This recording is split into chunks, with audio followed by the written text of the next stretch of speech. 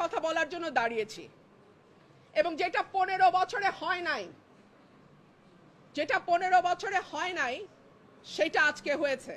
Almost আমার গায়ে ধাক্কা দিয়ে আমাকে ফেলে দেওয়ার চেষ্টা হয়েছে। যেই বিএনপির নেতা কর্মীদের জন্য গত 15 বছর লড়াই করলাম তারা আমাকে এখন ধাক্কা দেয়। তো ঠিক আছে, ধাক্কার বদলে তো ধাক্কা আসবেই, তাই না? সেটাই হয়েছে। আমি অ্যাকচুয়ালি সত্যিটা বলতে গিয়ে আমাকে প্রায় মেরে ফেলার মতো একটা অ্যাটাক করা হয়েছে।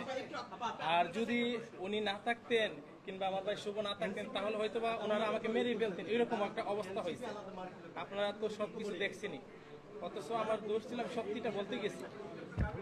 নির্বাচনের আগে একটা সীমানা নিয়ে যদি এইরকম আচরণ আমরা দেখি নিজের দলের মধ্যে, হু নোজ নির্বাচনে কি হবে।